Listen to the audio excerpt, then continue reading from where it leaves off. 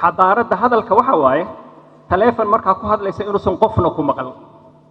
taleefanka aad ku hadlayso wuxuu leeyahay awood hadalkaaga gaaban qofka dhinaca kala jooga uu xoog u siiyo adiga inaa qaylisid uma baahnid marka inaa adintid uma baahnid soomaalida waa arkaysa halkaas maxaa tiri qaarkood saan u soo qabanaa taleefanka wuxuu leeyahay waxaan ku iri yani dhibka ka haysto xataa taleefan ma lagu hadli yaqaano xamarna waa lagu dhashay waa laga yaabaa ya marka jaamacadda markaad gasho waxaa u baahan tahay inaad fahamto hadalkaaga inuu noqdo hadal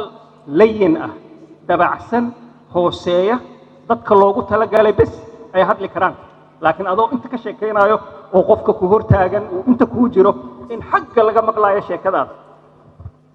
sax ma aha waxay ka mid tahay xadaarad xumada waxaad arkaysaa makhaayadaha iyo markaad tagto cuntada sida loo cunaayo qofka cunto dalbanaayo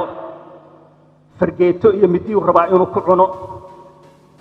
hilibka lo'da iyo waa roon yahay laakiin chickenka ama digaaga waxaa arkaysaa qof qadadiisii dagaal kula jira dhibka ka haysto ya siduu midida iyo fargeetada ugu daba ordaayo waxaa arkaysaa laftiyo faniintay oo qof xagga jooga saxankiisa ku dhacday ya lug digaago ordaysa inta kaa maraysa hadda cad fadhiso cuntada xataa fargeetada marka la qabsanayo waxaa arkaysaa sidii tooreydii asoo u haysta fargeetada oo saas dhahayo xadaarad xumada waxaa ka mid ah qof mutacallim ah oo wax bartay inuu meelaha candhuuf ku tufo candhuufta afkaaga ku jirto xalaal waaye xaaraan ma aha kow midda kale adaa iska leh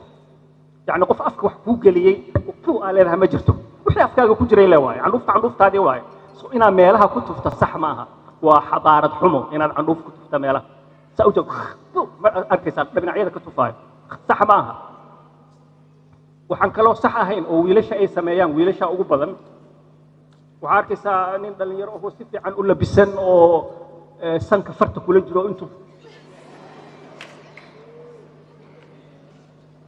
dadka ku sayrinayo sax ma aha iyadana